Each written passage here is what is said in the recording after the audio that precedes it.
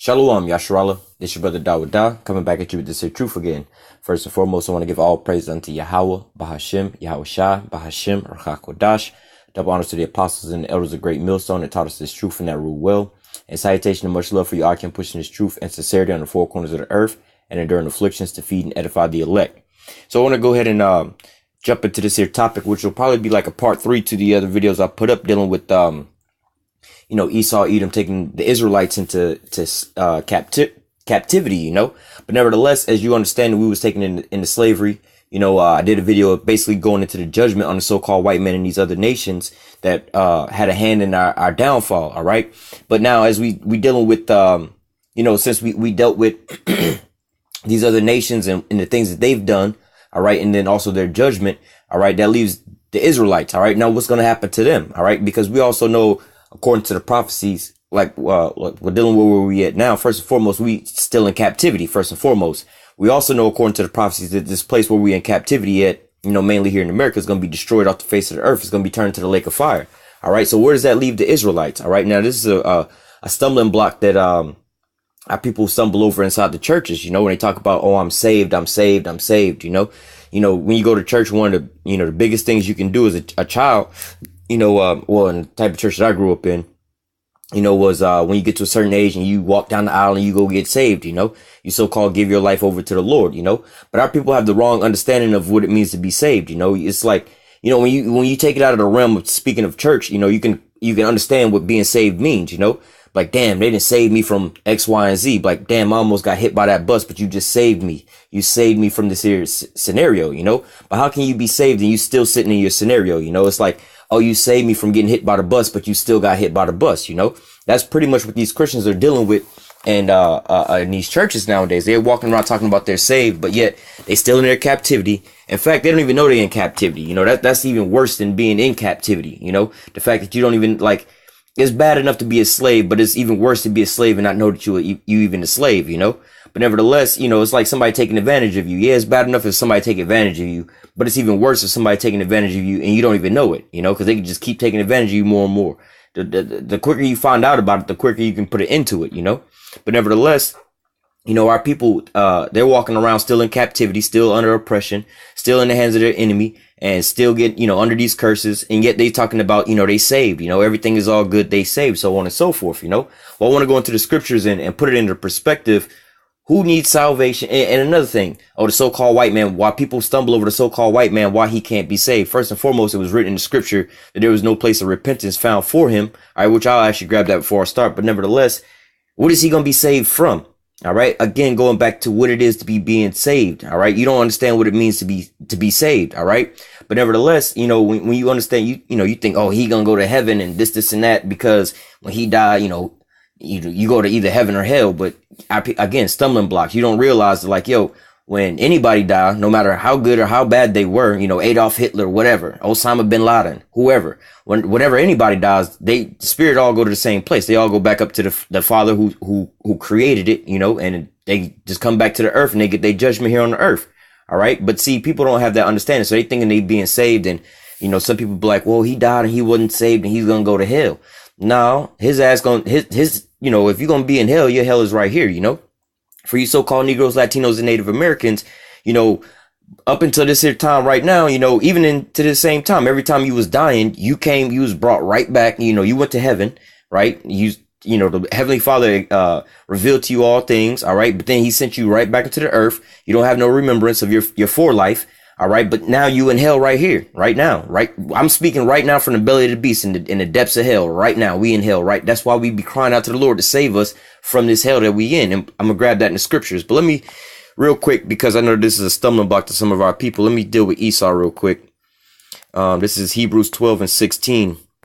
It says, "Lest there be any fornicator or profane person as Esau, who for one morsel of meat sold his birthright. For you know how that afterwards, when he would have inherited the blessing, he was rejected. For he found no place of repentance, though he sought it carefully with tears." So, there's, that's out the question for Esau. All right. Cause it's not nobody's opinion. Nobody's, It's written clearly right here in the scriptures. You know, there's no getting around that. You know, anybody want to debate that, they'd have to try to, you know, get around this. Plus, there's millions of other scriptures, you know, that we can get to that shows that Esau is going to be destroyed in the end. He's not going to be saved. You know what I'm saying? Now, when you want to get a little technical with it, when we get into our kingdom of heaven, the so-called white man will be there. All right. Just like how we in his heaven right now, but we in hell. All right. His heaven was having us build up his kingdom. All right. But that's how we're going to wind up be. It's going to be reversed in the kingdom of heaven. All right. We're going to be in rulership. We're going to be enjoying our heaven while he's still going to be there, but it's going to be hell for him. His condition, it's a condition that he's in. All right. Just like right now, you could be sitting at the table with, you know, Donald Trump or any of these Edomites, these high level Edomites. All right. Whereas he's in his heaven and you in your hell. All right. But nevertheless, let me get back to, dealing with the Israelites. All right. Because this is a stumbling block that our people stumble over all the time. I'm in the wrong chapter. All right, so I'm going to jump down. I'm going to read Deuteronomy 28, start at verse 64 to kind of set it up to where we, you know, where we at now and how we got to where we at. All right, this is Deuteronomy 28 and verse 64. It says, and Yahweh shall scatter. Now, to preface this, if you don't understand where this is coming from, all right, let me just read verse 15. All right, this is the covenant that the Most High made with the children of Israel. It says, but it shall, now, if we kept the commandments, verse 1 through 14 tells us the blessings. Now, when we started 15 on down, these are the curses. All right, verse 15 says, but it shall come to pass if thou wilt not hearken unto the voice of Yahweh thy power, to observe to do all his commandments and his statutes which I command thee this day, that all these curses shall come upon thee and overtake thee. All right, so these are all the curses that will come up upon us. All right, which we live in these curses out now. All right. So this is Deuteronomy 28 and 64. It says, and Yahweh shall scatter thee among all people, from one end of the earth even unto the other, and there thou shalt serve other gods which neither thou nor thy fathers have known, even wood and stone. All right, so let's deal with the top part where it says, Yahweh shall scatter thee among all people from one end of the earth to the other end. All right, now not to get too far into, you know, proving the point that we're the Israelites based off of slavery or whatever, whatnot, but just, hey, if you know, quick reference, if you want to look that up, go search out all these other people on planet Earth, the Chinese, the Arabs, so on and so forth, and see which one of these nations or these so-called groups or races of people have been scattered into the four corners of the earth. How do I put this? Beyond their own will. You know, they was forcefully taken and scattered into the four corners of the earth. They didn't get onto no airplane or no boat and say, you know what, we're going to move to this here land for free. You know, like these so-called Edomites, they spread over the whole four corners of the earth, but nobody took them into captivity and spread them around the four corners of the earth. Them themselves went out on so-called conquest to conquer these different lands. So, you know what I'm saying? The so-called white man, yeah, they in every nation, every place of the planet Earth, but they don't fit this script because they wasn't cast out or exiled out into these four corners of the earth, into these different nations beyond their own will. They wasn't forcefully taken. All right. Only you so-called Negroes, Latinos, and Native Americans, that happened to you. All right. Verse 65, and among these nations thou shalt find no ease, neither shall the sole of thy foot have rest. All right. And pair that with the same thing. All right. You found another nation or another race of people that you think that has been scattered among the four corners of the earth. All right. Maybe they were scattered around the four corners of the earth, but now are they, living with their life in doubt? You know what I'm saying? Not knowing, you know, if they're going to make it to the, you know, the next day, the next year, where they're going to be 5 years from now. Their life not hanging in doubt like that. You see what I'm saying? Like I said, if these other nations happen to move to a different landmass like that, is for, you know, they trying to prosper, trying to get up, you know, a little better for their own stuff. You know what I'm saying? It's not necessarily like, for instance, like how, you know, even though these are Israelites, you hear stories about how so-called Mexicans come over to America, all right, to get a little better living, and because they can make more money, and they send money back to their family in Mexico. All right. It's not necessarily, now, obviously these are Israelites under curses, but just based off of that example, you know, you have people moving to a different land. They moving for economic reasons. All right. Now they sending money back to their homeland. They wasn't rounded up and forcibly taken over to this different landmass. All right. So that would be the difference. But nevertheless, this will happen to you so-called Negroes, Latinos, and Native Americans. All right.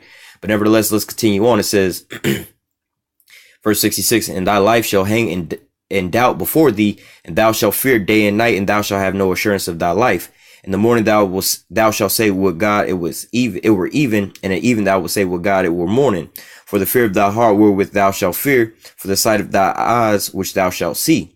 All right. And hey, that's the conditions of our people that we living in right now. That's why you have a movement called Black Lives Matter, because it's to the point now where our people are just like, yo, we didn't, you know, first of all, let me clarify. That was set up by the so-called white man, but you can see the genuine concern in a lot of our people. Even if you don't agree with that group, you can see, you can identify to where they're coming from, because, you know, these people gunning us down so much. This is where that, you know, if that was a real phrase, that's where that phrase will come from. It's not saying that, oh, black lives is the only lives that so-called matter. It's like, no, our lives are important as well as everybody else's lives. Y'all aren't counting our lives, you know, not to say black lives, but Israelite lives. You know, you counting us as, you know, how people walk around and, you know, you would look at somebody weird if, you know, you would think something weird to somebody if you seen somebody hold somebody down and just shoot them in their head. You'd be like, damn, you's a crazy motherfucker, man. Why would you do that? You're like, you know, you like, yo, what the fuck is you doing? You know what I'm saying? But you'll walk around and let's say a mosquito fly onto your arm and you'll sit there and smack the mosquito in the blood and his guts is everywhere, right? You don't give a fuck about him because it's not a human being, right? Because why? It's just a bug. It's an insect. You know, you smack mosquitoes all the time. It's on your back of your neck or whatever, whatnot. You step on bugs. Oh, there go a spider. You step on it. You smear his guts everywhere. You see what I'm saying? Well, really, you doing basically the same thing you did to that human being. But what? You're looking at him less, you know, his life is less important than a human being because he's only an insect. He's only a bug. It's just a fucking mosquito. Like, who give a fuck about a mosquito? This is how they look at us. This is why you have to come out saying, you know, let me just rephrase it instead of saying so-called black lives matter. This like a mosquito saying, well, wait a minute, mosquito lives matter too. Like, motherfucker, we, not to say human, but we live and we got families and shit too. Why are you killing us? Like, if you got remorse for human beings, have remorse for us. Just like animals, you know, animal cruelty. You know, again, you walk up to somebody, just some random person, put a gun to their head and blow their brains out. You would sit there and look weird at that person. Like, yo, there's something wrong with this motherfucker, right? You would look the same way, you know, nowadays, some people would be like, yo, you know, you walk up to you know, any kind of animal, really, it don't even matter what kind of animal, you put, you know, you go and you shoot this damn animal, and if it's not like you killing the animal for food, protection, like, you know, this fucking bear trying to kill your ass, you know what I'm saying? Or if you're not getting it for food, protection, you know, maybe you need some clothes or some shit out of this shit, you know what I'm saying? Like, yo, but if you just go up and you see somebody dog, and you just go blow the dog brains out, somebody will look at you like you fucked up, right? But see, when they do that to us, the so-called Negroes, Latinos, and Native Americans, they don't look at us like that. They value a dog's life more than ours. You know what I'm saying? They be like, well, this nigga shouldn't have had a gun. He shouldn't have been reaching. I ain't know if he had something in his pocket or whatever, whatnot. Like, motherfucker, damn. You know what I'm saying? His life wasn't that important. You see what I'm saying? This is why they have that sentiment like that. But this is why, you know, your life is hanging in doubt from day in and day out. You know, let me read verse 67 again. It says, in the morning thou shalt say, what God it was even, and at even thou wilt say, what God it were morning, for the fear of thy heart wherewith thou shalt fear, and for the sight of thy eyes which thou shalt see. You know, you can, you know, certain Jakes living in certain neighborhoods, you know what I'm saying? Sometimes, you know, in the morning time, you know what I'm saying? Or just, you know, just living in regular Jake life, you know, you wake up in the morning, you got to go deal with the stress of life. Like, oh, fuck, I got to get out here, go to work and deal with the so-called white man or whatever, whatnot. While you at work the whole time, you know, like most of you Jake just got jobs and stuff like that. You know what I'm saying? Especially, hey, just being an Israelite here in America, you know what I'm saying? Most of you, you know what I'm saying? Hey, just look at just look at how the people do it in the world, right? Just look at our people, like the 2/3 or whatever, whatnot. Go downtown in any city on the weekends, all right? And you'll see that the bars and all these different things, they selling out. You know what I'm saying? If you could go to the dope boys and how you say measure how they business is doing, you'll realize that the dope boys and the bars and stuff like that, they be racking up on business around the weekends. Why? Because our people, they like, man, I can't wait till the weekend, bro. I just need to get off. I'm tired of this shit. You know what I'm saying? We be stressed out all the time. So when you at work, you know what I'm saying? No matter where it is throughout the week, you just like, man, I can't wait to get off of work, bro. Then you can't wait till the weekend. And then you got to go and you got to do what they call escapism. All right. This is why a lot of our people are on drugs and alcohol and shit like that heavily. They trying to escape this here hell that we in. All right. Again, going back into what you need to be saved from. You over here talking about you saved, but yet you going out to the fucking bar and on the weekends and getting toe out the frame. Not even going to the bar. You know, I'm not saying that none of this is like, how do I say wicked, you know what I'm saying? But the fact that you got to understand why you doing these things, because shit, you might not even go to the bar. You might just be at the damn house. You know what I'm saying? And you just want to try to drink to escape whatever you're going through, whatever, whatnot, not remember what you got going on. You know what I'm saying? Or you see Jake, doing drugs and shit like that. And really Jake do drugs differently than the so-called white man. The white man do drugs for how they would say recreational use. You know what I'm saying? Where Jake uses drugs for medicinal uses. All right. Esau is over here and look at the drugs that he's using. It's fucking cocaine and shit like that. You know what I'm saying? Homeboy getting all up, party. But our people, they be doing like what? They smoke and then they drink, you know what I'm saying? Things that'll calm them down so they can like, Hey, verse 67, you know, they stress the fuck out over all kind of shit. You know what I'm saying? They just want to relax. Like, man, I need something to calm down with. You know what I'm saying? I'm so high strung just from living in this damn life. You know, nobody realize how hard it is living in our damn life, man. You know, we literally, verse 67 is how it is, man. Hey, you ain't gotta, you know, this might be hard for the so-called white man to understand how it is to be a Jake in this here world. But all I gotta say is, like, for any of you so-called Negroes, Latinos, and Native Americans, you ain't gotta be doing nothing wrong. You know what I'm saying? You could be riding clean as fuck. You ain't gotta be riding dirty at all. But let the police get behind you just traveling. He might be getting off of work trying to take a shit and speeding to get home, and he riding, you know, he speed up behind you, and all of a sudden you getting up, making sure your seatbelt on.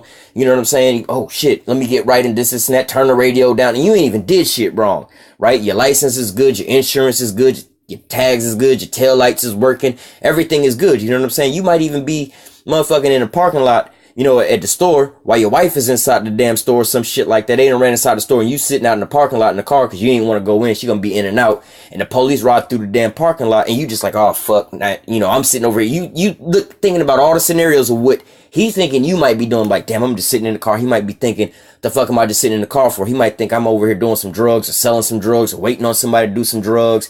You know what I'm saying? You thinking all these different things in your mind of what he's thinking, because you got to think of, is this nigga gonna come over here and kill me today? Is he gonna come over here and throw me in jail today? Is he gonna come over here and whoop my ass today? I mean, we have plenty of stories of these things going down.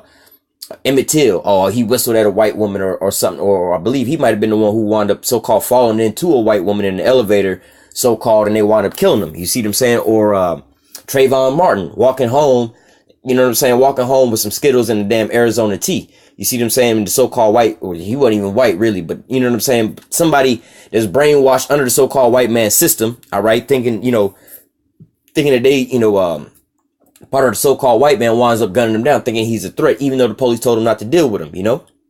Jake getting shot in the car after telling the police, yo, I got a legal firearm and so on and so forth after getting pulled over. You know what I'm saying? Jake in the seatbelt getting shot. Like, bro, how am I going to think about it, bro? I'm about to start, you standing up and you got the gun already drawn on me or whatever, whatnot. You know what I'm saying? And I'm inside the car sitting down. You ask me for my identification and I got my seatbelt on. It's not like I can really grab my gun and try to get a good drop on you while you already got the drop on me. You standing and pointing down. I'm in the car. I got to reach for the gun, get the gun, try to turn and shoot at your ass. And I'm in a seatbelt. That don't even make no fucking sense. You see what I'm saying? But yet and still, we got to still fear in our life. And the video where the girl had videotaped all that with the little girl in the back seat, and while she videotaping this, hey, homegirl had to be calm as fuck. You know, that was the spirit of the Lord. He just put on her to videotape that to be that damn calm. But nevertheless, homeboy just got shot right there beside her, and still she can't even really be like, yo, bro, you tripping, bro. You just shot him for no fucking reason. Now I'm in fear of my life because you not stable. You liable to kill all of us, and you still gonna get off on it. Like, yo, dog, like my life is in danger right now because some psychopathic motherfucker know he can get away with the shit. You know what I'm saying? It's like, this is the shit that we need salvation from, bro. They didn't do nothing wrong in the car. Everything they was doing was, they was really being harassed and just murdered for no reason. All right. But nevertheless, you know what I'm saying? Even the girl that was sitting there, inside the car where basically some rogue random motherfucker at this point in time, cause you're not no trained police officer at this point who making irrational decisions like this, shooting somebody. You just firing a car indiscriminately inside a car or firing a gun inside a car like that. All right. Like, yo, you gotta evaluate this motherfucker's mind state. Like, yo, man, fuck your badge and your uniform, nigga. Nah, hold up, bro. You not qualified to be no police around me. I can't trust your ass. You know what I'm saying? Cause you unstable. But nevertheless, this is why our life is fearing how do I say? Our life is hanging, basically hanging on a thin line in front of our eyes. You know what I'm saying? The whole time that we here, man, we in fear of our life the whole damn time. All right. Like I said, you wake up in the morning, you got to go to work. You tired of dealing with the so-called white man and working all these different stresses and different things like that going on, man. You just like, man, I can't wait to get off of work. Can't wait to the weekend. Can't wait to take this here vacation to escape from all this here hell, basically, you know?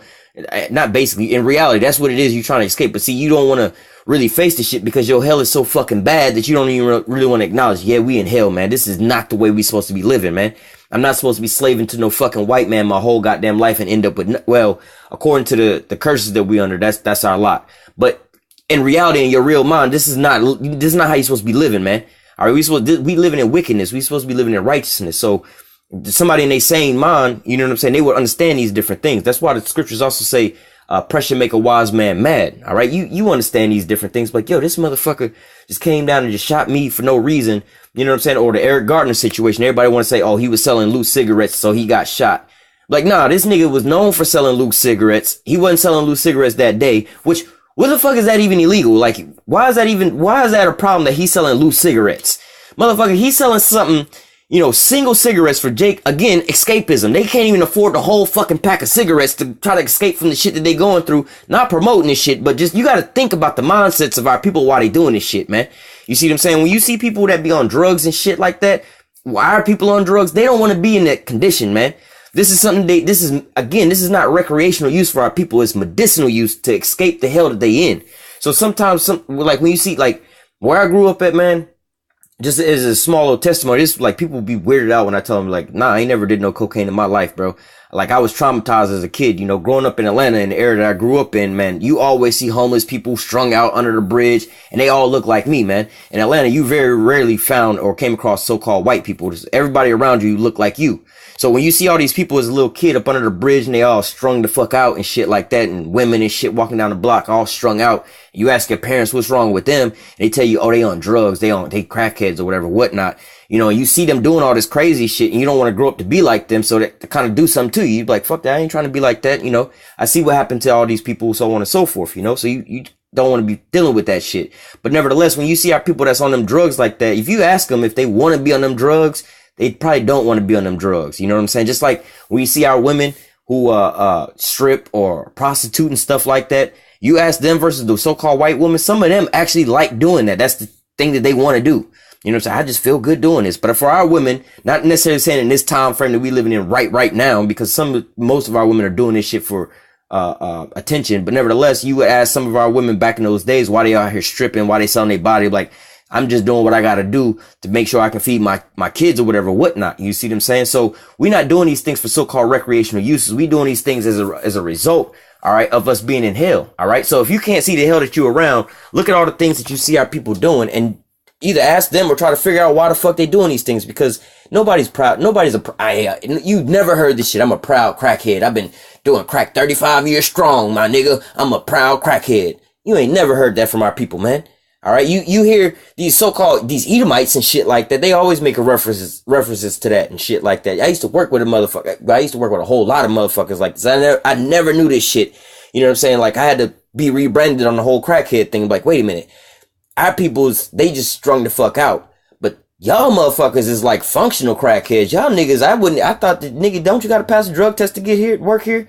But again, they drugs don't stay in their system that long and you can't smell it on their ass and so on and so forth. But nevertheless, as you see, verse 67, how our life is hanging in fear day and night. You know what I'm saying? Like I said, you're trying to escapism from when you wake up in the morning. All right. You might just be in the middle of your day going to the grocery store, like I said, with your wife or whatever, whatnot, or whatever type of store. You just need to run the bells real quick or whatever, whatnot, to return the item or whatever, whatnot. You know what I'm saying? You just sitting in the car now, the police rolling through. Now you in fear because you don't know if you're going to roll up on you, question why you sitting in the car. All right. Not too long ago, there was a video I was talking about. It was, matter of fact, this case went down the same day Nipsey Hussle wound up getting killed. And that was basically the cover up. Not to say that happened as a cover up to this, but that happened to be swept under a rug in light of the Nipsey Hussle thing. But there was another, I guess, up and coming rapper or whatever, whatnot. This is how the news described him. I don't know this person, but nevertheless, it was a Jake. But, you know, they got video footage of it. They got Homeboy. The cops is surrounding Homeboy in his car. All right. And they say he's sleeping. They clearly showing with the body cams, Homeboy sleep, but they just surrounding the car. You know what I'm saying? For about 15 minutes, pointing their guns at him, whatever, whatnot. And they're like, I don't know. I see a gun on his lap. Which I believe he did actually have a gun on his lap. And he was like, well, if he got a gun, he might only got one shot because the clip is out. But it was an extended clip. But nevertheless, Homeboy is in his car, the car running. Homeboy is in the car asleep. Now, I can put myself in his shoes and understand exactly where he coming from. I don't know what the fuck he was doing, why he might have been sleeping in the car. But you don't know. He might have been traveling. You know what I'm saying? He might have just pulled over to the side of the road and went to sleep wherever he was at. Homeboy didn't have tinted windows on his car, whatever, whatnot. And he might not have had a hotel, wherever. He just probably wanted to go to fuck to sleep in his car. There's lots of so-called these Edomites and shit like that. This homeless is sleeping in their fucking cars. I've seen a video of these motherfuckers like, yeah, I camp in the back of my pickup truck. I pull up into some neighborhood and sleep in front of somebody's house. Like, if Jake was to pull up in somebody down in the Edomites neighborhood and sleep in front of their shit, homeless in their car, they beat and got killed. All right. But Esau can do that. But Jake is in a parking lot, sleep, got the car running. All right. He's got a gun on his lap, no tinted windows. And I'm thinking he probably did that. Like, yo, I got to sleep in my car, but I know it ain't quite safe. But I'm going to put this here gun on my lap. So if somebody want to try to come up and rob me, at least if they had to bust the window, the doors is locked. So if they got to bust the windows, I'll hear that. I'll have the gun on my lap. They'll already know I got a gun. They'll probably be less likely to try the shit. You see what I'm saying? He's not a threat to nobody. Obviously, if he's asleep, he ain't pointing a gun at nobody. Nobody called the police on his ass. All right. But then they talking about, oh, well, the car's in drive. Like, how does motherfucker sleep with the car in drive? The tail lights, the brake lights ain't on. You know what I'm saying? Like, come on, bruh. This motherfucker's car is not in drive while this motherfucker sleep. You got to have pressure on the brake. If not, the car will be rolling. All right. But nevertheless, they decided to shoot this guy anyway. Instead of waking him up, they just shot this motherfucker like 30 some times and killed him. All right. So again, homeboy was asleep. He wasn't even conscious when he got killed. How do you be doing something wrong when you ain't even conscious? All right. Now let's go to the nighttime. Like I said, some of the neighborhoods we in, you might not know if you're going to get killed by a stray bullet. Police going to kick in your door.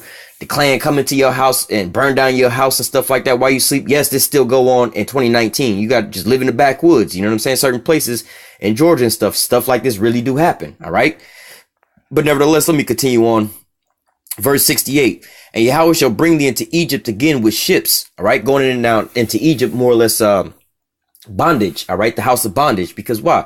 We never went back into Egypt as a whole, into captivity like that. All right. You might have some Israelites who went back to, Egypt and lived there, here and there. But for the most part, as a whole, Israel never went back into Egypt to dwell in Egypt. Like, when Yahushua, right? When Yahushua was born, all right, when he was a young kid, because Herod wanted to kill them all, you know, they went and they dwelt amongst, in Egypt, but that wasn't all of the Israelites dwelling over there in Egypt like that. All right. So, like I said, you might have had some Israelites that went back and lived over in Egypt, whatever, whatnot. Just, hey, we just decided to live over there. Just like how right now, the majority, not to say the majority of us, but you know, there's a lot of us Israelites right here in America. All right. And, we, like the scriptures say, we was going to be, like we reading right here, we was going to be scattered from our homeland. We was not going to live in the land of Israel no more until the Lord come and bring us back. But guess what? There are some real Israelites living over in Israel right now. All right. We scattered into the four corners of the earth. And we're going to be, but what the scripture here is saying is, as a whole, our nation of our people is not going to be brought back into their land again. We're not going to be brought up out of this here captivity. We was all going to be brought into slavery. All right. Bondage. We was all be brought into bondage. All right. So Deuteronomy 28 and verse 68, it says, and Yahweh shall bring thee into Egypt or bondage or slavery again with ships. And again, Egypt, Yahushua's parents and them, when they went, it was like, I believe, a 3-day journey on foot that they wound up walking. All right. So we wouldn't have had to take no ship to Egypt to get there. And plus, when we walked out Egypt, what do they call it? It was like the Red Sea, but it was a different portion of the Red Sea, not the real wide part. But nevertheless, we walked through the Red Sea. You see what I'm saying? You didn't really need a boat from that position to go from one side to the other side. You see what I'm saying? And plus, like I said, if you look at a map, Israel and like, Egypt are very, very close to one another. You just see what I'm saying? And there's actually a connection that you can make over there. You can just literally just walk over there. All right. But nevertheless, it says Deuteronomy 28:68, and Yahweh shall bring thee into Egypt again with ships by way whereof I spake unto thee. Thou shalt see it no more, and thou shalt be sold unto your enemies for bondmen and bondwomen, and no man shall buy you. Now, when it says no man shall buy you, all right, that means no man's going to redeem you, because we were sold, well, it says thou shalt see it no more, and there thou shalt be sold unto your enemies. All right. For bondmen and bondwomen, you're going to be sold for slaves, and no man shall buy you. That's kind of a contradictory statement. But what it's talking about, because we were sold as slaves, on the New York Stock Exchange. We was the first stock, we was the first people in bondage and sold for stock on a stock exchange. All right. But nevertheless, and people was buying us, but this means no man's going to redeem you or bring you up out of that, slave state. All right. So like when, we had certain things like in our law, like, if let's say you was falling behind financially, whatever, whatnot, you can basically, like in modern days today's, right? You fall back on some kind of situation financially, right? What Jacob normally wind up doing, our forms of, financial institutions, what Jacob do is they'll go to the pawn shop, right? They'll go to the pawn shop, maybe pawn a wedding ring, pawn whatever. They'll pawn something, right?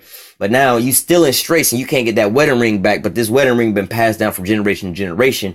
Maybe one of your brothers will go in like, look, man, this is my brother wedding ring. Let me go ahead and pay off his little debt, or put some money on it. You know what I'm saying? To redeem that back so that he don't lose it. He can't afford to get it out, but let me go ahead and redeem it for you. Let me go ahead and pay. I got the ticket. let me go ahead and pay off the price on this here ticket to get that there ring back. Let me redeem it. You know what I'm saying? Because my brother can't redeem it. He ain't got no money. Let me go redeem it. All right. We was able to do the same thing with land and stuff like that, or also with our brother and stuff like that. But in this situation, it's the same thing. We was sold into slavery, or we was taken to the pawn shop. All right. And the only person basically that has that pawn shop ticket to get us out is the same person that put us in.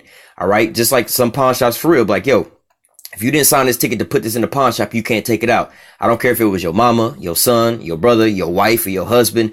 If your name ain't on the ticket, you didn't pawn it in, you can't take it out the pawn. So who was the one who put us into this here pawn shop? All right. The Most High, what we're reading right now, this was the covenant he made. So what? He was the one who put us into the pawn shop. All right. And only he's going to be the one to take us up out of the pawn shop by way of Yahushua. All right. So Yahushua is the only one that's going to be able to redeem us. Martin Luther King couldn't redeem us with his pawn shop ticket. Malcolm X couldn't redeem us with his pawn shop ticket. Marcus Garvey couldn't redeem us with his pawn shop ticket. You know, anybody else who has tried this in all these different ways and beings, they, you know, so-called black leaders and things like that, they could never so-called redeem us from this here state. We still in captivity under the so-called white man into this here day. All right. So now setting this all up as a preface of going into what? Being saved. All right. Now you see where you at and the situations and the calamities that you in now. Lord willing, your eyes a little more open now that you can, you know, if you didn't see it before, like, oh shit, I am in hell.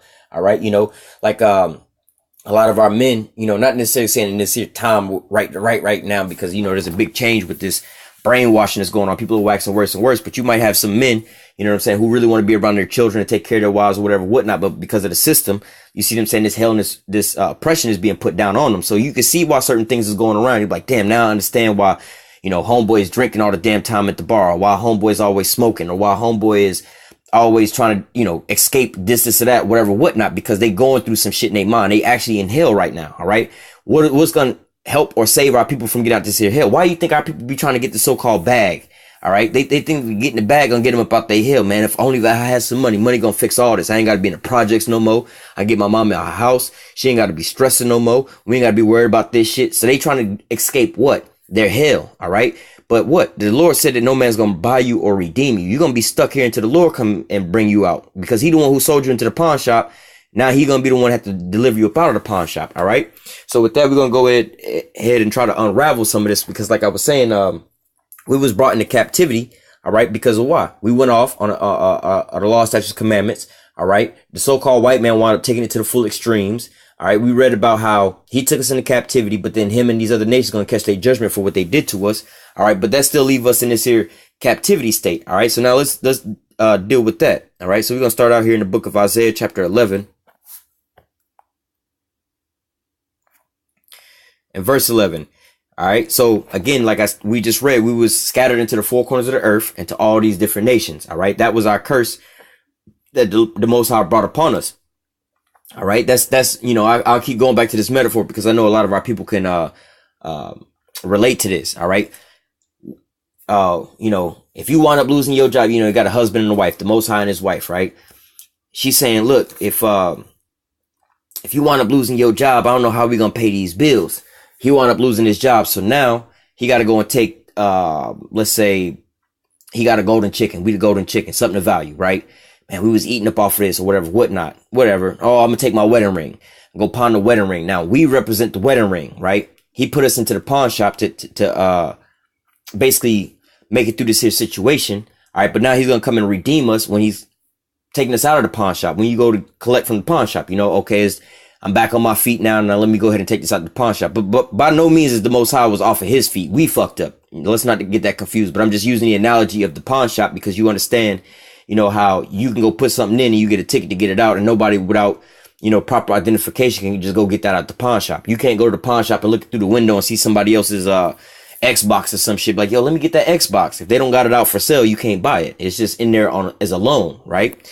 So it says, and now we were in captivity or in the pawn shop, all right, but now it's time to redeem that their ticket, all right? Going into us being saved, all right? That item in the pawn shop is now being saved from being what? Put on the sale, being, you know, that item being us is in the pawn shop, but it's on hold for right now until we can redeem it. But if we don't redeem it, then what's going to happen to that item? Now that item is still going to be out of our possession. Now it's going to go onto the shelf and now it's going to be for sale. Now the next so-called slave owner or whoever, can take it and put it in their own possession, do whatever they want to do with, however they want to do with it. All right. And that would be us. So the Lord is, all right, this is the end of our captivity. So nobody else is going to want to, the Lord is not going to lose his piece, his parcel in the pawn shop, and another person not going to come and buy that off the pawn shop, and then we're not going to be in captivity under somebody else. All right. If that analogy kind of make a little sense. All right. This is the end of our captivity. All right. So it's now time for us to be redeemed back unto the Lord. All right. Time for him to go cash in on his pawn shop ticket and go pick up his items that he first put in there. All right. Isaiah 11:11. And it shall come to pass that in that day that the Lord shall set his hand again the second time to recover the remnant of his people. So again, like I'm saying, the Lord, now it's time for him to go back to the pawn shop for the second time, not to go take something to the pawn shop to pawn it, but now to go redeem it. Now I done got my paycheck. I'm back on my feet. All the bills is paid. I got a little extra money. Now I can go get my wedding ring from out the pawn shop. All right. It says, a second time to recover the remnant of his people, which shall be left from Assyria and from Egypt, from Pathros, from Cush, from Elam, from Shinar, from Hamath, and from the isles of the sea. All right. Why would they say all these different places? All right. Because we were scattered into the four corners of the earth, like we just read. We was exiled into the four corners of the earth, into every nation. All right. Like I was saying earlier, like, you might find races of people in all different nations of the planet Earth. However, those people didn't get over there by the force of the sword or somebody else forcing them to go over there. All right. Chinese people, you might find them in almost every nation, but what? They decided to move and expand out like that. They wasn't, we're going to take you as a prisoner of war and bring your ass over here and keep you in captivity. No, that didn't happen to them. That only happened to us. But what? The Lord said he was going to bring us back from these different places. All right. Let me come back to this. So I think it's in Acts 2. Yep. Acts 2. Let me just read a couple of these things here. It says, Acts 2:5, and there were dwelling at Jerusalem Jews, devout men out of every nation under heaven. All right. Now, this is also to crush one of those stumbling blocks of, black people only, so-called, like, now we do tell you that the Israelites are the so-called Negroes, Latinos, and Native Americans, but it's a little deeper than that. All right. Now, this is how you would identify us in the masses. All right. Now, DNA wise, we all the same people. However, the way we live nowadays in this society, we like to focus on people's race based off of their visual appearance. All right. So we would say somebody that looked like Donald Trump is a so-called white man.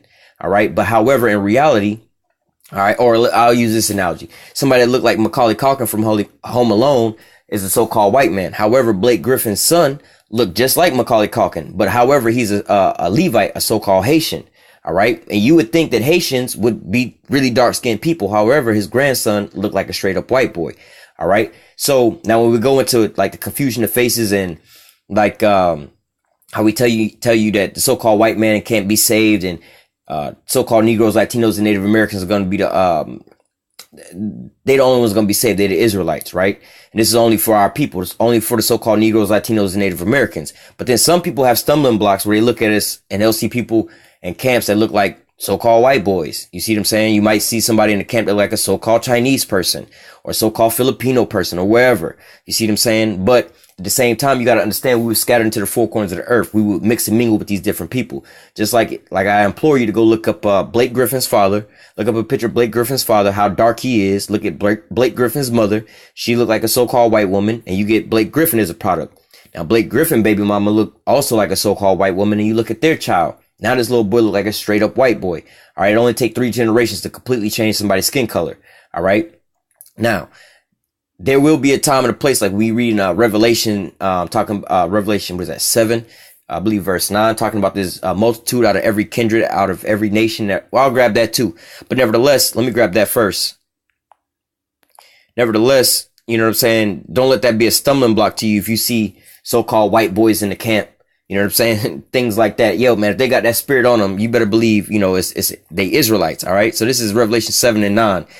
And after this, I beheld and lo, a great multitude, which no man could number, of all nations and kindreds and peoples and tongues stood before the throne, before the Lamb, clothed with white robes and palms in their hands. So people would think that, especially with the learning, the Gentiles. Yeah, they Gentiles, but they Israelites. They don't know that they Israelites. All right. They're not the other nations. However, they may be dwelling in these other nations. They may look like these other nations. They may speak these other nations' languages. let's say, for instance, let's say a straight up Chinese motherfucker speaking Chinese, only know Chinese shit, right? But nevertheless, they Israelites because they were scattered over there. You know what I'm saying? That's the same seed line, the same sperm line going all the way down. Just because they look different don't mean no different. All right. Like I said, Blake Griffin's son, all right, can grow up in a so-called white neighborhood around white folks and so on and so forth and marry another white woman. You know what I'm saying? And have kids with this white woman and they kids come out white all the way on down.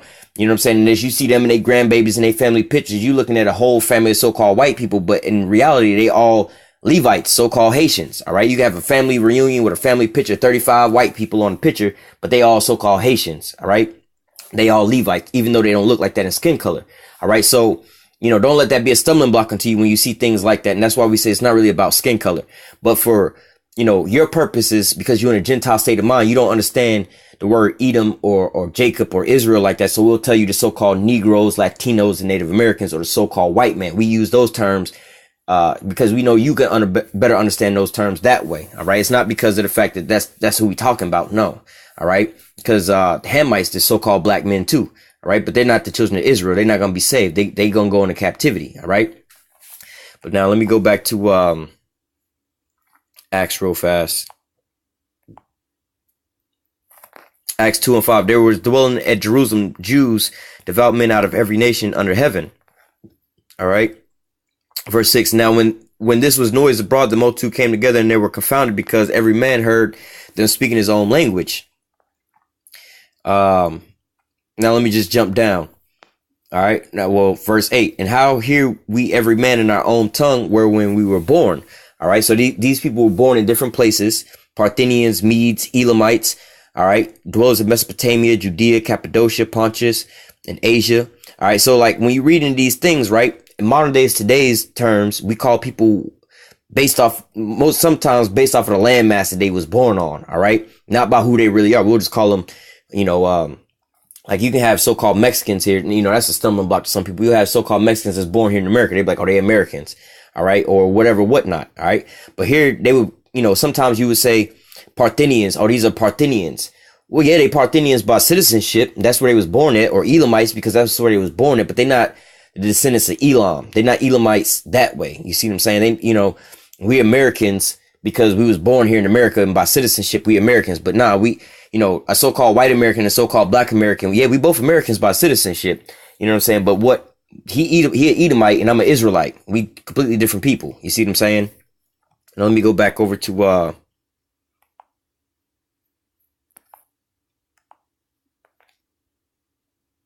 come on.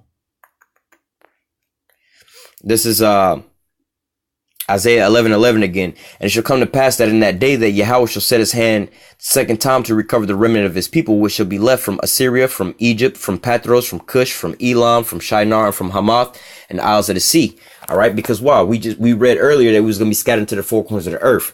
All right. So this is why you seen the prophecies play out. And Acts, when they was reading, why was they talking about all these different men coming back to Jerusalem? Because they wasn't even living in the land of Israel, even though that we wasn't, this was like before 70 AD when we was scattered and exiled from the land completely. All right. We was already living in different places at that same time. All right. Just like in Egypt is mentioned right here. But again, like I was saying, it wasn't a massive amount of us. Like the majority of us wasn't there like that. All right. But nevertheless, you had us scattered into those places at that point in time. All right.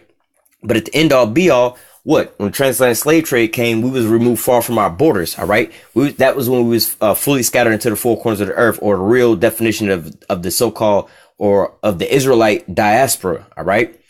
Verse 12, and he shall set up an ensign for the nations and assemble the outcasts of Israel and gather together the dispersed of Judah from the four corners of the earth. All right. So if the Israelites were scattered into the four corners of the earth, all right, the Lord said he was going to assemble them and join them back up. He's going to gather them all back up together. All right. Because you have to understand, this is part of our curse. We were scattered to the four corners of the earth. We was scattered everywhere. But now the Lord is saying, look, all right, part of, you know, like Deuteronomy chapter 30, verse 7 goes into these curses was going to be lifted up off of us and placed on our enemies, which is Esau, Edom. We seen this transition happen. And then we also see, you know, the different lessons I was dealing with the so-called white man and his reparations that he going to wind up having to pay and him going into slavery. All these things have turned back around on them. But as they scattered us into these different nations, we're going to be starting to be brought back. All right. And this is why you're starting to see certain things like what? These large so-called immigrant caravans coming up to the so-called Americas. Oh, you got a bunch of people from Central and South America trying to make their way on up here. These are all Israelites, all right?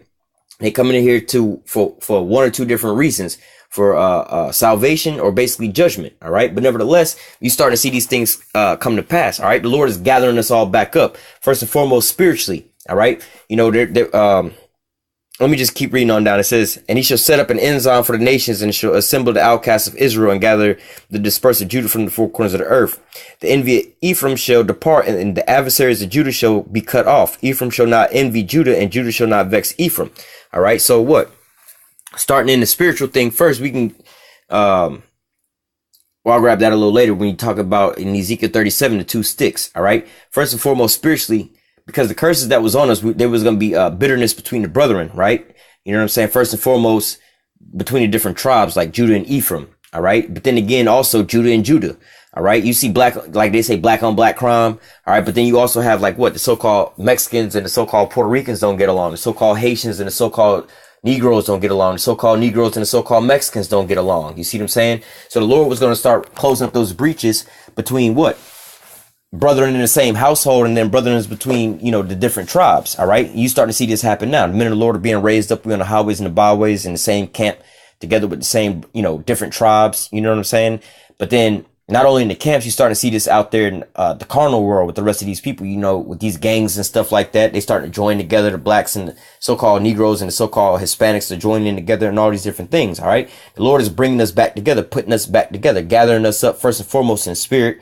Then he's actually gathering us back up together physically. All right. Bringing us all back together, and then all on one accord for what? Deliverance. All right.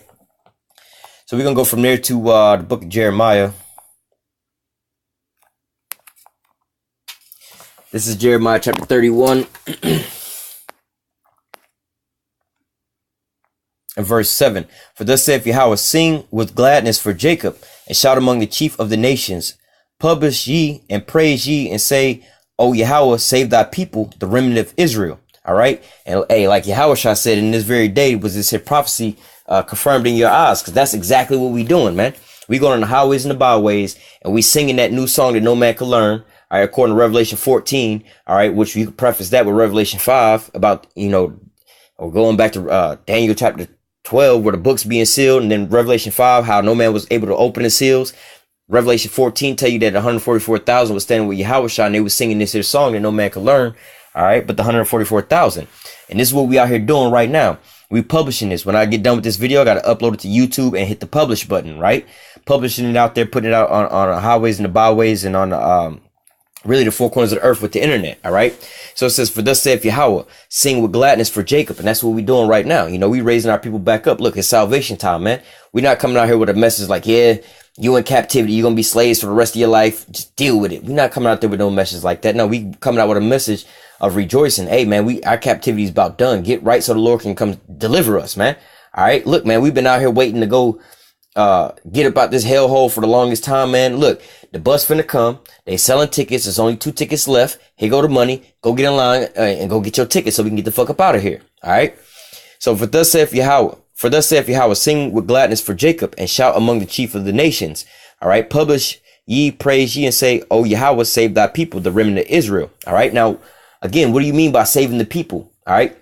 You got to keep in mind that the Israelites, the people who salvation is for, all right, like the scriptures say, the Lord was sent to give repentance to the house of Israel. All right, not all these other nations, but to the house of Israel. Why is it that way? Why? It's not that the Lord is being mean. These other nations ain't in the same position as Israel. All right, let me bring it to a carnal sense. You got me and JoJo, right? Me and JoJo, we some thugged out ass niggas, right? We just doing some crazy shit. Now, me and JoJo, let's say, kicked in somebody's door. We robbed somebody, right? I wound up getting caught. JoJo didn't get caught. Everybody got, you know, free Dawadah t-shirts, right? But now, ain't nobody over here trying to post bail. People trying to post bail for me to get me out. They got the free Dawadah t-shirts. Ain't nobody worried about JoJo, because JoJo free. Nobody saying, oh, free JoJo. Let's get some bail money for JoJo. But JoJo don't need no bail money. JoJo ain't locked up. This is why you don't need to go and bail him out of jail. You see what I'm saying? This is a crazy thing that our people be like, yo, these people don't need salvation. What do you mean? Everybody needs to be saved. All right, well, how about I go bail you out of jail? What do you mean I'm not in jail? I don't need to be bailed out of jail. I'm sitting right here talking to you. Exactly my point. How do you need to be bailed out of jail if you're not even locked up? You see what I'm saying? Like that, there's no point. But only the Israelites was going to be scattered to the four corners of the earth and be in captivity under mainly the so-called white men and all these other nations where we was going to be scattered. All right. So only they would need this here bail money to get up out of jail. All right. So it says, behold, I will bring them. Hold on. Let me read this. It says, publish ye and praise ye and say, O Yahweh, save thy people. So like the remnant of Israel. Behold, I will bring them from the north country. All right. Babylon the Great, aka America. All right. North America. This is where we at right here in America. Behold, I will bring them from the north country and gather them from the coasts of the earth, also the four corners of the earth. And with them, the blind and the lame and the woman with child and her that travaileth with child together, a great company shall return thither. All right. So this is what it's talking about. Let me go back on up. It says, publish ye, praise ye, and say, O Yahweh, save thy people, the remnant of Israel. So what do you mean by saving them? Saving them so that when they die, their spirit go to heaven? That's not what it's talking about. You got to remember where we at. Where we currently at physically right now. We in captivity. We in bondage. We in jail. All right. We need to get bailed the fuck out. You see what I'm saying? You don't need to be trying to put up my bail money after I'm dead. I don't need bail money after I'm dead. You see what I'm saying? Like after I'm dead, they're going to take me out of the jail anyway. They're going to put me in a damn body bag, take me to the morgue. I'm going to be buried right next to the another motherfucker who wasn't even in jail. We're going to be buried in the same place. So what's the point? All right. Don't even worry about bringing me bail money once I'm dead. Worry about my bail money when I'm in jail. If I'm not in jail, there's no need for me to have no bail money. You see what I'm saying? So these other nations, they not in jail. What the fuck do they need bail money for? All right. It's like saying, yo, dog, y'all need to go bail Donald Trump out. What you mean bail Donald Trump out? This motherfucker ain't in jail. You know what I'm saying? You got people. All right. Prime example. Now I ain't promoting nothing about Tekashi 6ix9ine, but we all know this motherfucker in jail. You know, you got free Tekashi 6ix9ine versus free Donald Trump. Which makes more sense? Donald Trump is a free man, the leader of the so-called free world. He can go do whatever the fuck he want to go do. Tekashi 6ix9ine is locked the fuck up in jail. You see what I'm saying? He's wishing he can get free. He praying for his salvation in jail to get the fuck up out of jail. Donald Trump ain't praying to get the fuck out of jail. He's not in jail. All right. So this is why these other nations don't need no salvation. All right. Donald Trump don't need no bail money right now. So it's not weird or weirded out something bad to say like, yo, Donald Trump don't need bail money. What the fuck he need bail money for? All right. But our people look at us weird when we say the same thing. But speaking on spiritually, oh, they don't need salvation. What the fuck they need salvation for? What you mean? Everybody need to be saved. They don't want to go to hell. They already in heaven. What the fuck you mean? All right. It says, verse 8 again, behold, I will bring them from the north country and gather them from the coast of the earth, and with them the blind and the lame, the woman with child, and her that travaileth with child together. A great company shall return thither. Let me see.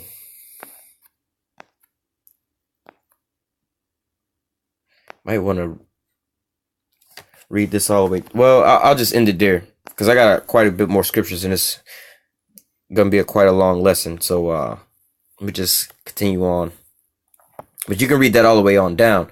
Going into Ezekiel 11, verse 17.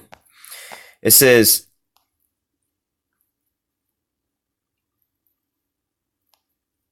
give me 1 second.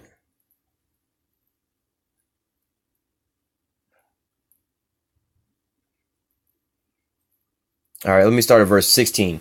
All right, recapping on how we got to where we at. All right, Ezekiel 11 and 16. Therefore say, thus saith Yahweh power, although I have cast them far off among the heathen, and although I have scattered them among the countries, yet will I be to them a little sanctuary in the countries where they shall come. All right, so what? The Most High didn't just cast us out. Just fuck y'all out. I don't give a fuck. He cast us out, but yet still he had a little mercy on us. You know, he left a small sanctuary. He always left a remnant, all right, where he kept a hedge around these different people, all right, around, you know, like nowadays his elect, you know, whereas the rest of 2/3 of our people gonna get cut off. The majority of our people gonna get cut off and die because why? They still blinded, all right. But what? The Lord's got a 1/3 and 144,000 that he's gonna redeem. He's being a small sanctuary unto them, all right. Verse 17. Therefore say, thus saith Yahweh power, I will even gather you from the people and assemble you from out of the countries where you have been scattered, and I will give you the land of Israel. So as a quick and to the point answer to what is salvation, the Most High keeps going into it over and over and over again. First and foremost, you have to understand and accept the fact that you have been sold into slavery, into captivity. Your ass is locked up in jail. All right. You done took some shit to the pawn shop. Your shit is in the pawn shop. You need to redeem that. All right. You need to get it out the pawn shop. You need to bail this motherfucker out. All right. This all make more sense now. You see what I'm saying? Damn, yeah, I am suffering hell day in and day out here. There's nothing I can do about it. Even if I leave from America, I'm still be under the same hell. It's these curses. These curses is way more spiritual than physical, because it's starting the spiritual realm first and foremost. All right. I don't have to fear these so-called white people. It ain't nothing wrong with white people. They just fucking vessels. They just bodies. But it's the spirit. First and foremost, it's the spirit that's inside of them that was being ordained by the Most High to put these curses down upon us. So really, the Most High could have put the spirit on the fucking Elamites and had the East Indians oppressing us. All right. So it's not the carnal vessel, but it's the spirit more that's inside that's got us. So this is a little more deeper than this. All right. We need to be saved from these curses that the Most High got us up under, and these enemies that like he said, Esau is his sword. He used Esau as his sword. That's a tool to punish us with. All right. But overall, this is the Most High that wound up punishing us this way, because we wound up going off. But then, But at the end all be all, the Most High is going to deliver us or bring us up out of punishment. All right. So he's going to wind up redeeming us from out of the hand of the so-called white man, or taking us up out of the so-called pawn shop, or paying our bail money to get us up out of jail. All right. So it says, verse 17 again, Ezekiel 11:17, it says, Therefore say, thus saith Yahweh power, I will even gather you from the people and assemble you out of the countries where you have been scattered, and I will give you the land of Israel. And they shall come thither, and they shall take away all the detestable things thereof, and all the abominations thereof from thence. And I will give them one heart, and I will put a new spirit within you, and will take the stony heart out of their flesh, and will give them a heart of flesh. All right. I'm going into what? The new covenant that the Most High is going to put upon us, where we're going to all be righteous. We're not going to go off no more. All right. There's not going to be no need to punish us no more. So we're not going to have captivity no more. Once he saves us from this, is going to be the end all be all. All right. Going back to the analogy I'm giving with this here pawn shop, like, yo, dog, I just need to take this into the pawn shop for a little minute, get up on my feet. But once I get back up on my feet and I come back, you ain't got to ever worry about this ring being pawned ever again. We super rich now. You're going to be good. You can say fuck a pawn shop. You don't even, need to deal with them no more. All right. So it says, verse 20, that they may walk in my statutes and keep my ordinance and do them, and they shall be my people, and I will be their power. Yeah, I'm going to just go ahead and end it with that. Let me go, I referenced this a little earlier. Ezekiel 37 with these here 2 sticks. But I'm going to just jump to the bottom half, because the 2 sticks represent the northern and the southern kingdom. All right. One for the northern kingdom, one for the southern kingdom. All right. Verse 19, Ezekiel 37:19, say unto them, thus saith Yahweh power, behold, I will take the stick of Joseph, which is in the hand of Ephraim, and the tribes of Israel, his fellows, which again is going to the northern kingdom, the so-called Latinos and Native Americans. And I will put him even with the stick of Judah, the southern kingdom, the so-called Negroes, the so-called Haitians, and the so-called West Indies. All right. I will make them one stick, and they shall be one in my hand. And the 2 sticks whereupon thou writest shall be in thy hand before their eyes. All right. And so, well, let me read the next verse to break it down. And say unto them, thus saith Yahweh power, behold, I will take the children of Israel from among the heathen, whether they have been gone. All right. And that's where we at now. Again, we scattered into the 4 corners of the earth. Now the Most High is breaking down now, us going and catching salvation. All right. We going into the salvation point now. This is what being saved is. And you starting to see the salvation start up right now. All right. It says, I will take the children of Israel from among the heathen, and I will take the children of Israel from among the heathen, whether they be gone, and will gather them on every side and bring them into their own land. All right. So we in this here process now. We're not in the land of Israel right now, but we're being gathered on the 4 corners of the earth. Like when you read further up in Ezekiel 37, it goes into the valley of the dry bones. All right, about him prophesied. Let me read Ezekiel 37:10. So I prophesied as he commanded me, and breath came into them, and they lived and stood upon their feet, an exceedingly great army. That's the valley of the dry bones. That's you so-called Negroes, Latinos, and Native Americans that was in a Gentile state of mind, who thought that you was Negroes, Latinos, and Native Americans. Now you being prophesied, you listen to these videos, seeing us in the highways and the byways, that flesh is coming back upon you. You being raised back up. You being brought into salvation. But it's starting in the spiritual realm first.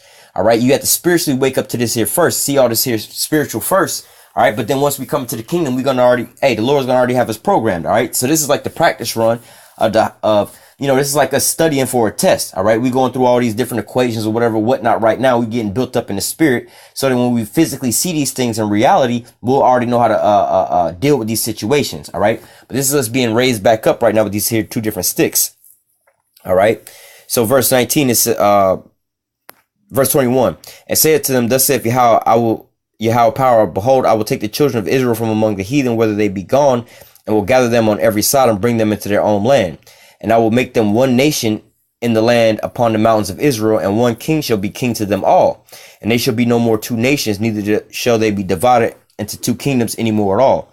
All right. So if you understand about our history, all right, we was under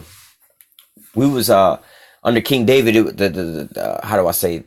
You had basically one kingdom. All right. You basically had, the southern and the northern kingdom both being reigned over, under King David. Same with King Solomon. All right. But it wasn't until after King Solomon where his sons wound up splitting the kingdom. All right. So now you had, the northern and the southern kingdom, they was, divided. All right. And that's where we was at all up into this here time frame. But now, like you starting to see on the highways and the byways and the camps and things like that, like in our camp now. All right. For the most part, a lot of our members, you would look at them as saying so-called black men, right? You'd be like, oh, they all so-called black men. But then you have like the heads of our camps are Ephraimites, all right? Or so-called Puerto Ricans, all right? But we all in the same camp like that together. You see what I'm saying? It's not no division or whatever, whatnot like that, all right? But we all being joined back together, all right? And again, you can see this in a carnal sense on the street level, just how certain gang activities or just people on the streets are acting nowadays. You see more blacks and Hispanics dealing with each other, and all the different tribes, they're starting to deal with each other more and more now, all right? Just look at the hip hop scene. Now you got like people like Cardi B and Bruno Mars and some of these other so-called Hispanics coming into the so-called hip hop scene or whatever, whatnot, and just being so-called welcome like that. All right, being just grafted on in. All right. Let me see.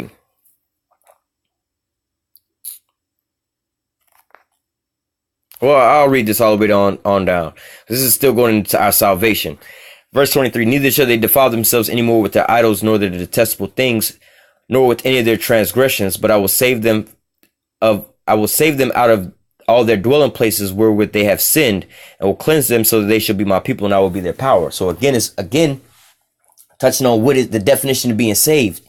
All right, our people, we can just be saved and go to heaven. No, the Lord's saying, look, first of all, what is sin? Sin is transgression of the law. All right, and when you sin, you want to sin is like death, because why? You got to catch that judgment. All right. You don't wind up doing something that's worth a judgment. You got to catch that judgment. That's where we at now. Right. The Most High said he's going to write his laws on our inward parts. We're going to all be righteous. Therefore, we're going to be programmed not to sin. We're not going to go off. Therefore, we're not going to ever have to be reprimanded no more or be chastised no more, because we're going to always be right. We're not going to go into punishment. Nobody's going to ever have to be ruling over us in captivity. So we're not going to die. We're not going to go into captivity, but we're going to be saved from all of our enemies. We're not going to have these ailments and all these different things that we got going on nowadays. Like if you wind up drinking too much, you could have what they call cancer of the liver or whatever, whatnot. You're not going to have these issues no more, because why? We're going to be saved from all these curses and all these things from going off. All right. This is what we're going to be saved from. We're going to be programmed to be completely righteous. All right.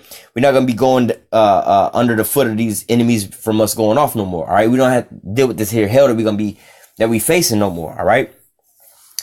Verse 24, and David, my servant, shall be king over them, and they shall have one shepherd, and they shall also walk in my judgments and observe my statutes and do them.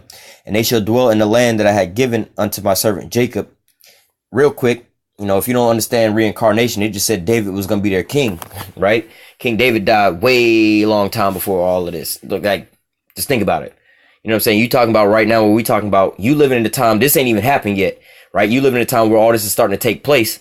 But what they talking about, King David gonna come back and reign, but King David been dead a long time ago, right? Reincarnation, It says, and they shall dwell in the land that I had given unto Jacob my servant, wherein your father dwelt, and they shall dwell therein, even they and their children and their children's children forever. See, that ain't taking place yet. And my servant David shall be their prince forever. And I will make a covenant of peace with them, and they shall be an everlasting covenant with them, and I will place them and multiply them and set my sanctuary in the midst of them forevermore. My tabernacle also shall be with them. I will be their power, and they shall be my people. And the heathen shall know that I, Yahweh, do sanctify Israel, when my sanctuary shall be in the midst of them forevermore. Now, This isn't talking about being up in the heavens. This is all going to be played out here on the earth. All right. So as you see these things going into what is salvation talking about, what you mean by being saved? Salvation, when you be saved, you're going to be here on the planet earth, living that salvation out, being in your kingdom of heaven. All right. You're going to be saved, first and foremost, saved from your enemies. All right. You're going to be brought up out of this captivity. All right. You know what I'm saying? Again, we in a big ass gang. It's 35 members or 100 members in this here gang, right? We all got caught and we all went to court. Now we all catching prison time. They decided to scatter us into prisons all throughout the United States so we wouldn't all be in the same prison causing ruckus. Now we just served our, let's say, 10-year bid and we all about to get out of jail. All right. But we all from the block. So we gonna all move back to the same block, no matter what state we were scattered into. You got some in Tennessee, some in New York, some in Chicago. But when we all get out of jail, we're going to go right back to the home base where we was all from to begin with. All right. That's what's, all going a part of our salvation. We was in prison. We rehabilitated now. All right. We so-called productive citizens to society and righteousness. All right. Just using all these as analogies because these are all things that you can understand, Sometimes you go to prison, they move you to a prison into a different state or whatever, whatnot. But at the end all be all, when you get out of prison, you're not just subjected to stay in the same state wherever they shipped you out in that prison. You wind up going right back home to where you was from to begin with. And this is a bigger situation that we in now. All right. You can take that same analogy and just maximize it to the fullest. That's where we at right now. We was cast as our whole little gang or our whole squad being the children of Israel. We was scattered into prison. We was found guilty on all charges. All right. The judge decided, look, y'all gonna all serve out y'all prison term, but y'all not gonna all serve prison in the same prison cells or the same prison compound. You're gonna be scattered into all the different prisons in the United States. But then what? When your prison time is up, you know what I'm saying? What y'all gonna wind up doing? Y'all gonna go right back to the same block where y'all all came from. All right. This is going into our salvation about, Israel being gathered back up, being raised back up. All right. And then ultimately we all being raised back up, ultimately to be removed from out of the hands of our enemies, all right, to be delivered up out of this here land, up out of this here captivity, all right. Got a couple more I'm gonna close out.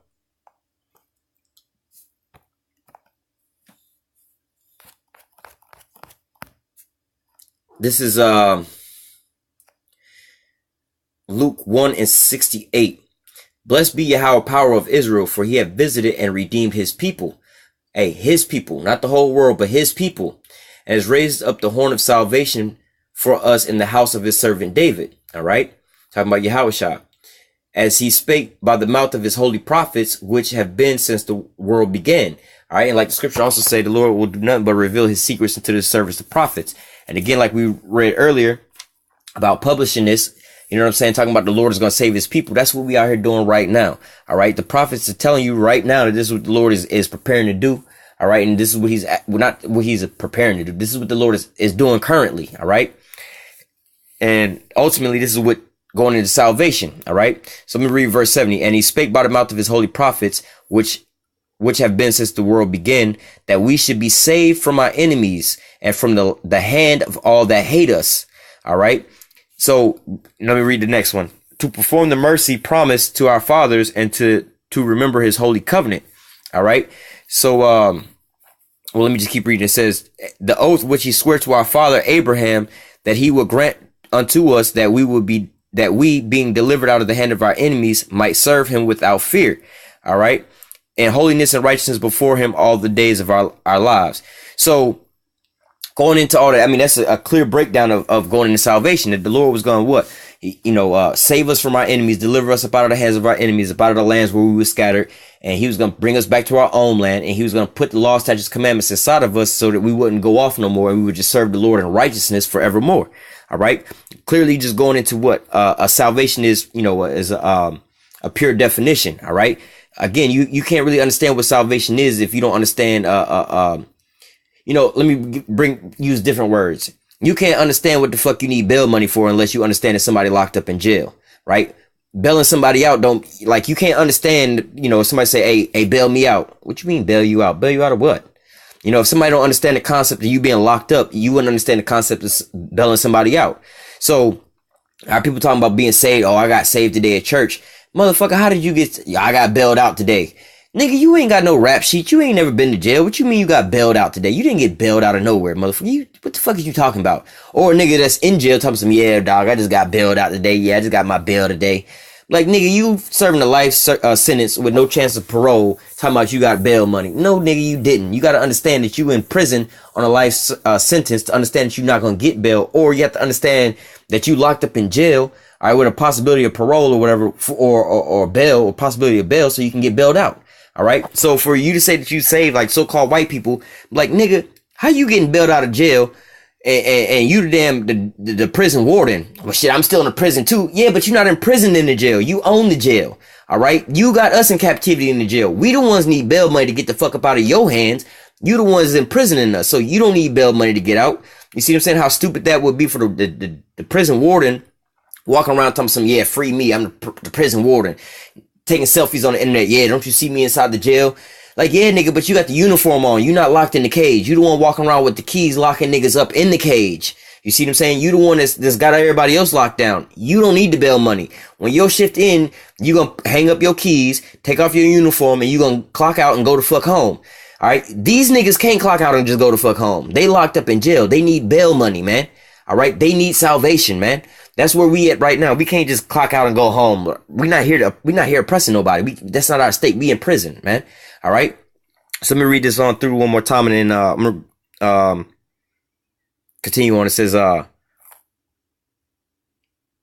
Luke 1:68. Blessed be Yahweh, power of Israel, for he hath visited and redeemed his people, and raised up the horn of salvation for us in the house of his servant David. And he spake by the mouth of his holy prophets, which have been since the world began, that we should be saved from our enemies and from the hands of all that hate us, to perform the mercies promised to our fathers, and to remember his holy covenant, the oath which he swore to our father Abraham, that he would grant us that we, being delivered out of the hand of our enemy, might serve him without fear in holiness and righteousness before him all the days of our lives. All right. So let me go from there to the book of Numbers. Almost done. We're going to close out here shortly. This is 10 and 9. Numbers 10 and 9. It says, and if you go to war, all right, and if you go to war in your land against the enemy that oppresseth you, and you shall blow an alarm with the trumpets, you shall be remembered before Yahweh your power, and you shall be saved from your enemies. All right. Now, what is that? Ezekiel 3 or Ezekiel 17, 3 and 17 says, I've made thee a watchman into the house of Israel. Therefore, give them warning. So this is what we doing. We go to war. All right. And what? The watchmen on the watchtower, they blowing the trumpets, telling you what's going on. All right. And we calling out to the Lord. We crying out to the Lord, sighing and crying on the highways and the byways for all the abominations that be done therein. All right. According to what is that? Ezekiel 9 and 4. All right. The Lord was going to put that mark of exemption onto those men's head. And then he was going to slay everybody else. So this is what we're reading here. It says, if you go to war in your land, all right, because Jacob's trouble is damn sure coming. Esau, Edom is definitely about to wage war against the Israelites. All right. But what? Wisdom and knowledge is going to be the stability of our time. All right. We're going to be calling on the name of Yahweh Bashim Yahushua in that time. All right. So if you go to war in your land against the enemy that oppresseth you, all right, then you shall blow an alarm with the trumpets. All right. First and foremost, we are already blowing the alarm right now with these videos going on highways and the byways, letting our people know to come back to the Lord. All right. And you shall be remembered before the Lord your power, because we put in this here work. We believed in the Lord. He's not going to, the Lord's not unrighteous to forget your works, that the love that you wound up showing towards his name. All right. He's not going to forget that. So when you did this work for him, and in the time of your calamities and your stress, all right, like I say, alas, for that day is great and none is like it. It's the same as Jacob's trouble, but he shall be saved out of it. These are these men that was blowing at their trumpet, putting in their work. They gonna want to be saved. All right. So it says, if you go to war in your land against your enemy that oppresseth you, then you shall blow an alarm with the trumpet, and you shall be remembered before Yahweh your power, and you shall be saved from your enemies. All right. I mean, salvation is clear as day what salvation is talking about, what salvation is, man. All right. Salvation makes no more sense than nothing else, man. Just like if you understood reincarnation, you was coming back. Like, all right, so if salvation is when you die, you know what I'm saying? Like, I guess you go to heaven, but everybody going to heaven anyway. But you telling me if I die, I get to so-called go to heaven because I'm saved now, but I got to come back and physically live in hell? Come on, man. That's just going off, man. All right. Let me go from there to Isaiah 49 and 6. It says, and he said, is it a light thing that thou should be my servant to raise up the tribes of Jacob, and to restore and to preserve Israel? I will also give thee a light for the Gentiles, that thou mayest be my salvation unto the ends of the earth. All right. So what? The Lord's got the men of the Lord on the highways and the byways. Like I said, you can read that Ezekiel 37. All right. You know, like, what I read it earlier, Ezekiel 37:10 about the valley of the dry bones, prophesying in that exceedingly great army. All right. So is it a light thing? Thou should be my servant to raise up the tribe of Jacob. All right. There's really nothing that the Lord would cause you, you know, well, it's nothing to the Lord, but it's a great thing for us. Like in our position, like, damn, this is like hey, this some real heavy shit that the Lord would use me to sit out here to preach unto his sheep. All right. To raise them back up, to edify them, to build them back up, bring them back unto him. That's like the biggest shit that's the biggest thing I could ever been tasked with, you know? But nevertheless, it says, and he said, it is a light thing that thou shouldest be my servant to raise up the tribes of Jacob and to restore the preserved of Israel, the remnant. All right. I will also give thee for a light or a guidance unto the Gentiles, the Israelites who don't know that they're Israelites yet, to wake them up. All right. And thou mayest be salvation unto the ends of the earth. Thou mayest be my salvation to the end of the earth. All right.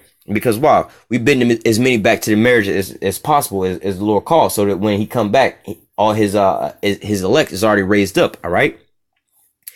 But I think I'm gonna go ahead and end it with that.